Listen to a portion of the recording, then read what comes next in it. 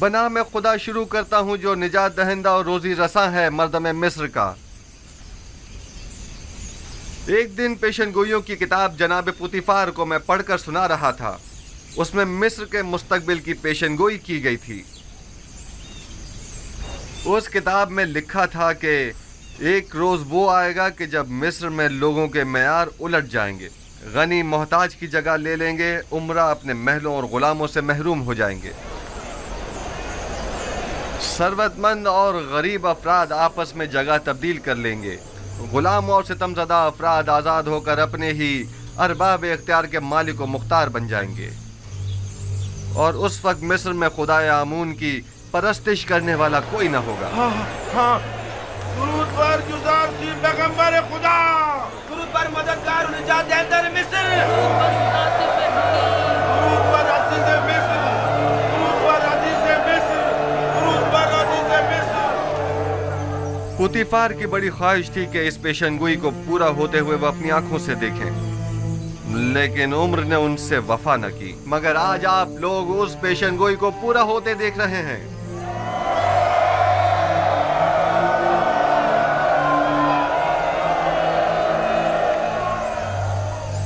शायद मिस्र के बहुत से बुजुर्गों को याद हो कि एक दिन इसी शहर तिब्स में बर्दा फरोशों के बाजार में एक छोटे से बच्चे को बतौर गुलाम खरीदने के लिए बेशुमार लोग जमा हुए थे। आज वही गुलाम बच्चा मालिक मुख्तार है, मर्दम मिस्र का।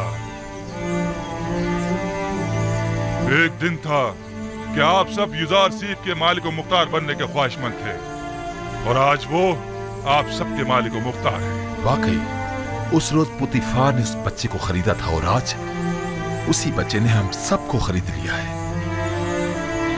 अगर मुझे मालूम होता तो उसी रोज उस बच्चे का अपने हाथों से गला घोट देता। ये सब निशानियां हैं उस फोकुल इरादा और उस कादरे मुतलक के इरादे की। लेकिन मुझे आज तक ना ही उधर सीफ दीगर साहिबान गुलाम जैसा लगा और ना ही मुझे कभी एहसास गुलामी हुआ है। कौन कहता है ये गुलामी है?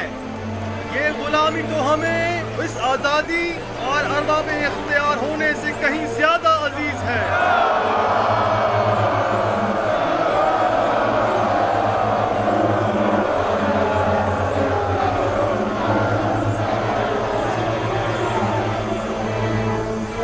आज आप सबको यहाँ इसलिए जमा किया है ताकि आप सबको गुलामी युजार सीफ और हुकूमत मिस्र से आजाद करो, क्योंकि जो कोई भी खुदावंद यकता की बंदगी कबूल कर लेता है उसे किसी हुकूमत, किसी इंसान का बंदा और गुलाम नहीं होना चाहिए। आज आप लोग सनद आजादी चाहे वो अपनी हो या खानदान वालों की हासिल कर लेंगे।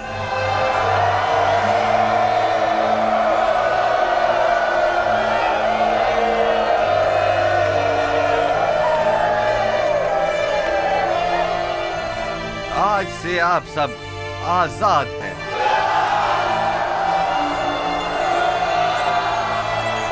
इल्ला बजुज उन लोगों के कि जिन्होंने इससे पहले दूसरों की आजादी सल्ब कर रखी थी,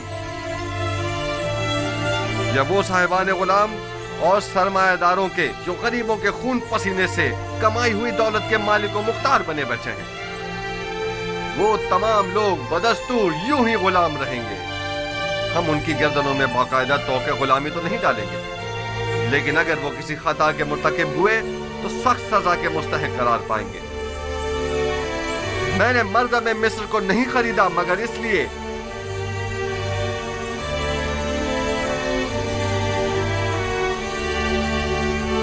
कि उनके गुलामों और सितमजदों को हमेशा के लिए आजाद कर दूं और साहिबान गुलाम और सितमगरों को हमेशा के लिए असीर।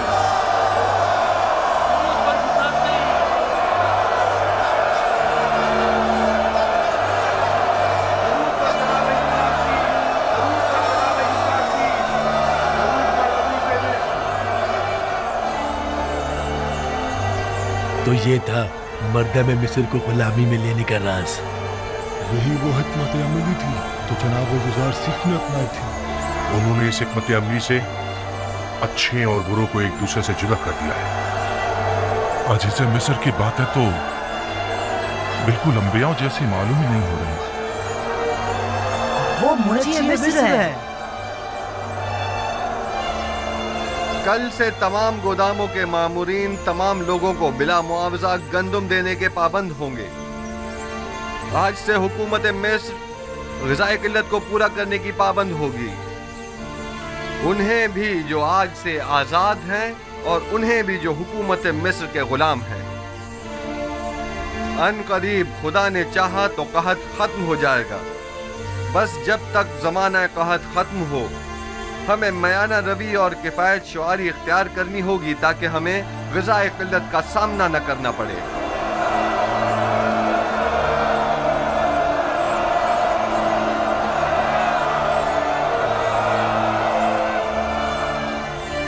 पहले यहां माबद आमून था। आज के बाद से इस जगह पर खुदावंद यकता की परस्तिश की जाएगी। अगली मर्तबा इस जगह को मुजस्समाए आमून और आसारे शिर्क से पाक होना चाहिए।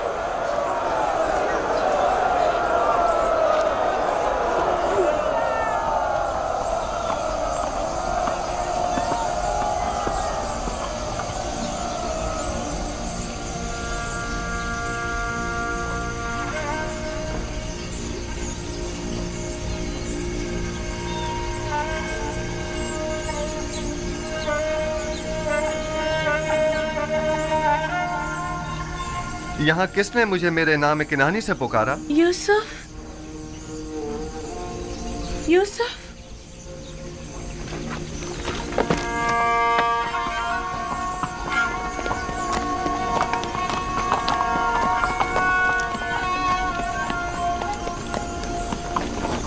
जुलेखा,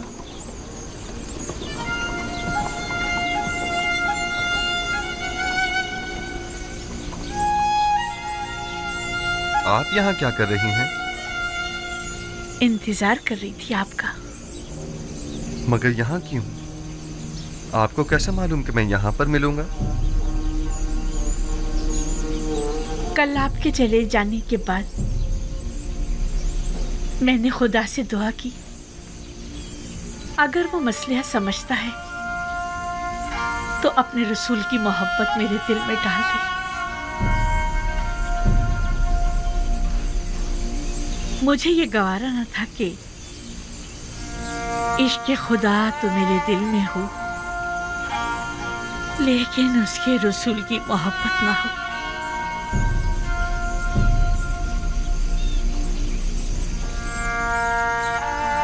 लिहाजा मैंने नियत की कि यहाँ आऊं, जहाँ बरसों मैंने आपके वसल की आरज़ू में आपका इंतजार किया। मैं जानता हूँ इंतजार सख्त होता है। इससे कहीं ज्यादा सख्त वो ताने थे जो मुझे सुनने को मिलते थे। साहब कहते थे बस करो, आखिर कब तक यूसुफ का इंतजार करती रहोगी।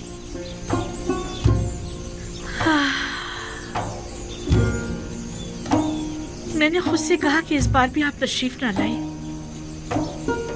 तो समझूंगी कि मर्जी ये माबूद नहीं है। लेकिन मैं आ गया हूँ। क्या मैं से आपके दिल में दोबारा मोहब्बत की शमा रोशन हो जाने की अलामत समझूं? मैं भी आई हूँ ताकि नबी खुदा मुझे भी दूसरों की तरह अपनी गुलामी में कबूल कर लें।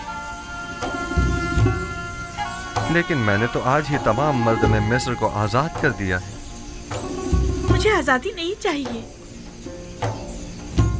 मैं आपकी गुलामी में आना चाहती हूँ। मुबारक हो, ये गुलामी मुबारक हो।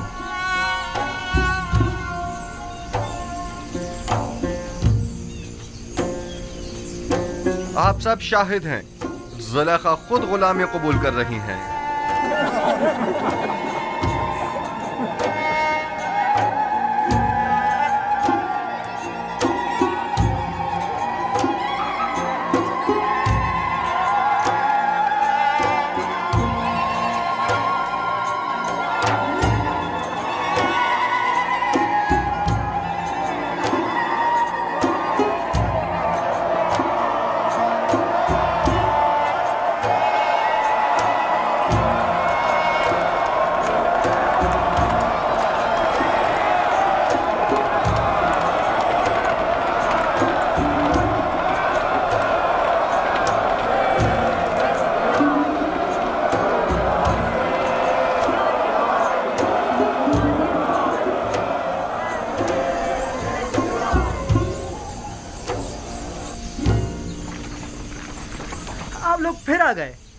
आ जाइए। हम सिपास गुजार हैं आपके।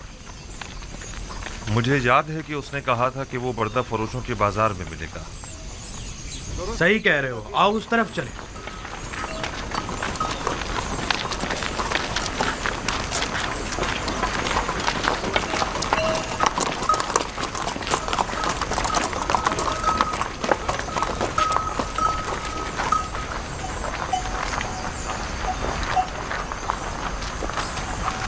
मगर लावी है कहाँ? लावी, लावी, लावी, सलाम भाई। सब ठीक है? सलाम भाइयों। सलाम। कैसे हो लावी? बिल्कुल ठीक। मेरे पास भी तुम लोगों के लिए कई खबरें हैं। ये तो बहुत अच्छी बात है। कहाँ थे तुम? और सब ठीक ठाक है? तुम्हारे बीवी बच्चों ने भी सलाम कहा है, वो सब खैरियत से हैं। बिन्यामीन की क्या खबर है? बिन्यामीन के मुतालिक भी बड़ी अहम खबरें हैं मेरे पास। बात है बहुत है, जरा फुर्सत से बताऊंगा। ये तो बहुत अच्छी बात है। ये खत बाबा ने अजीज मिस्र के लिए भेजा और इसमें तकाजा है कि वो बिन्यामीन को आजाद कर दें। फिर तो हमें अजीज मिस्र से फौरन मिलना चाहिए। ये खत हमें अजीज मिस्र को पहुंचाना है।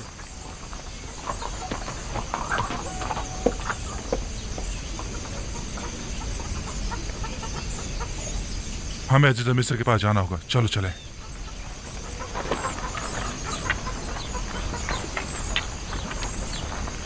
तुम यहीं रुको, हम अभी वापस आए। मुझे भी आकर बताना।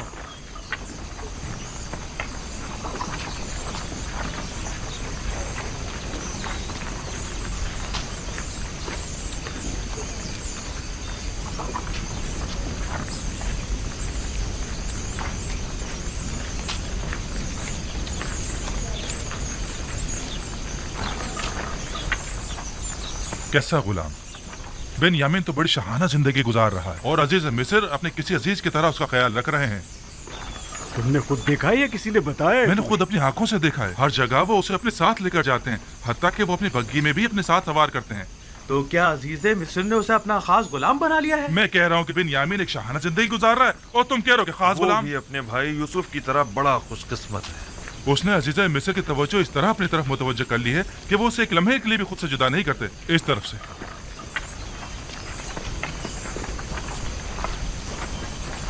हम जनाब यूसुफ से मिलना चाहते हैं।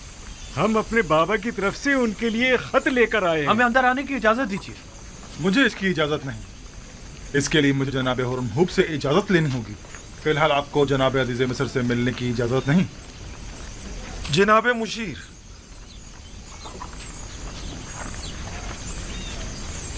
जनाब मालिक, आपसे एक इल्तिजा है। आप लोग फिर आ गए? आप क्या चाहते हैं? हम अजीज मिस्र जनाब यूसुफ से मिलना चाहते हैं। हम बाबा की तरफ से उनके लिए खत लाए। मैं तो समझा था कि जो कुछ आपके भाई ने किया है उसके बाद तो आप लोग दोबारा कभी भी तिब्स का रुख नहीं करेंगे।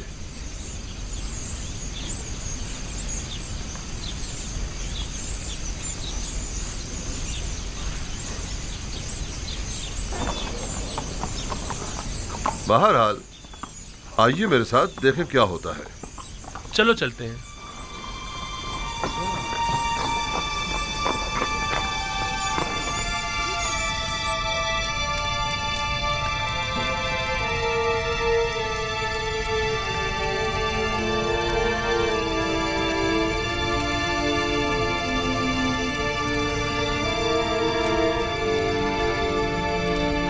सर उठा लीजिए।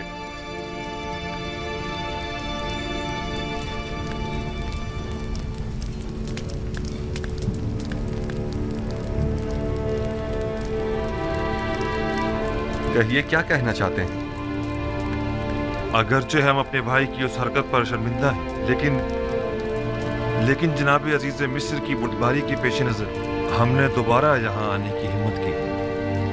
अब तक केनान कहत से दो चार है जनाब अली। हमारे पास ना तो दरहम दिनार है और ना ही कोई मालो मुता जो गंदों के एवज दे सके, और जो है भी वो ना होने के बराबर है। सिर्फ कुछ खाले, रेशम और धागा लाए हैं जो कि निहायती कम कीमत की है। हमें उम्मीद है कि इन हकीर चीजों के एवज साल भर के लिए गंदुम देकर हमारे कबीले को इस मुश्किल से निजात देंगे।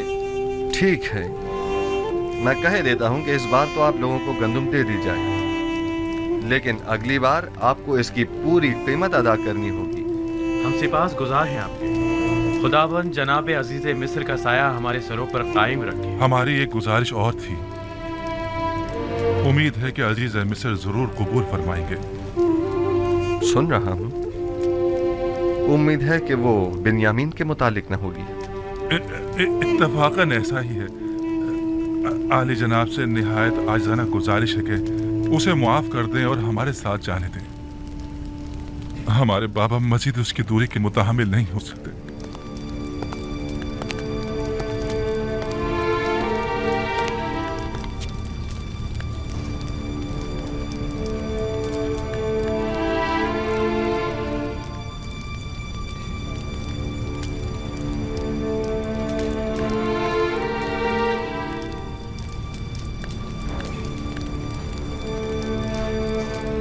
कहा था बिन्यामीन खूब मजे में है। हाँ वाकई गुलाम तो बिल्कुल नहीं लग रहा। बाबा का खत।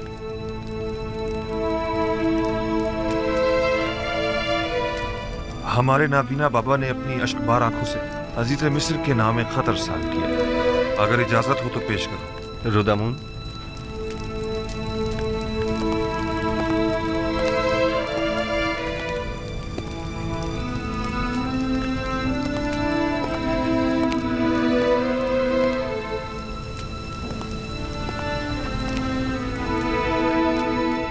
अज जानिबे बंदे खुदा याकूब बनामे अजीजे मिस्र युजारसीफ खुदावंद सुबहान ने हमेशा हम खानदान नबूवत और रिसालत पर बलाएं नाजिल की हैं और मुख्तलिफ मसाइब व आलाम से हमारा इम्तिहान लिया है।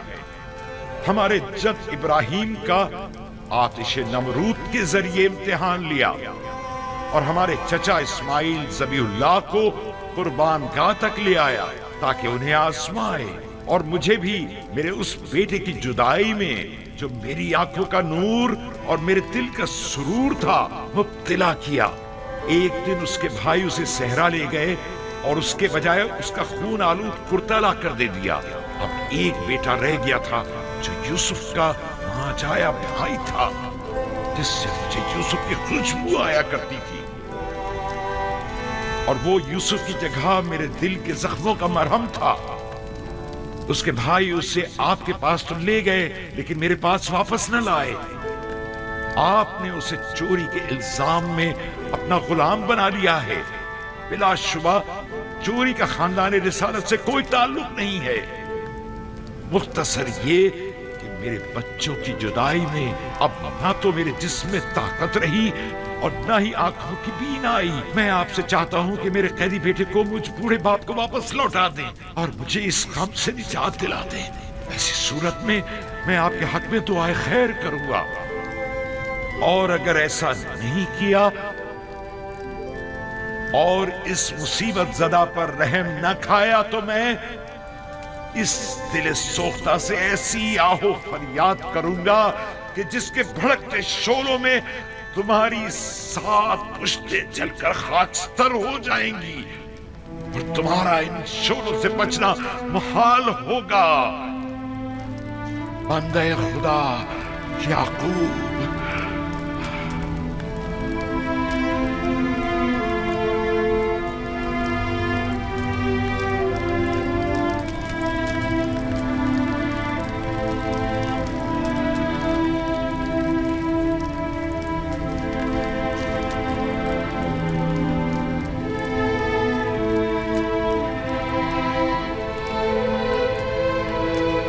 क्यों आए हो आप लोगों पर? उस यूसुफ के साथ क्या किया?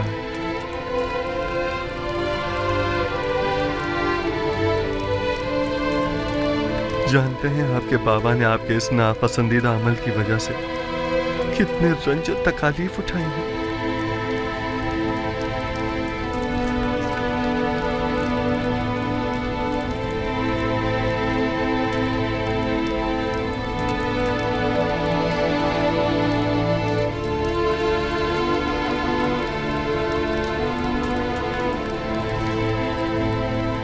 ऐसा मालूम होता है कि अजीज मिस्र को किसी ने हमसे बदजन किया है। हम अपने बाबा और भाई के हवाले से किसी गुनाह के मुर्तकिब नहीं हुए हैं। वो सनद लाई है?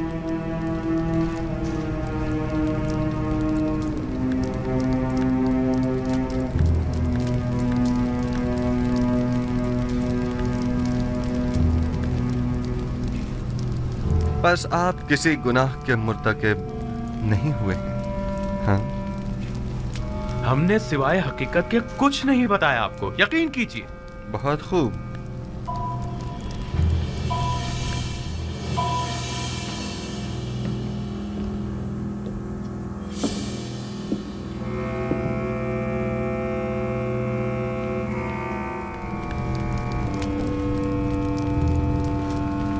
हम 10 किनानी भाई अपने गुलाम यूसुफ को मालिक इब्न जार के हाथों बएवज 18 दिरहम फरोख्त करते हैं, इस शर्त के साथ कि उसे किसी ऐसी जगह पर ले जाएंगे कि जहां से वो कभी भी किनान का रुख न कर सके।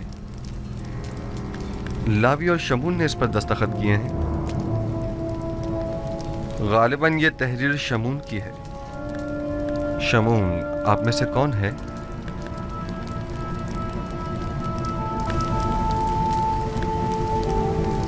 मैं हूं।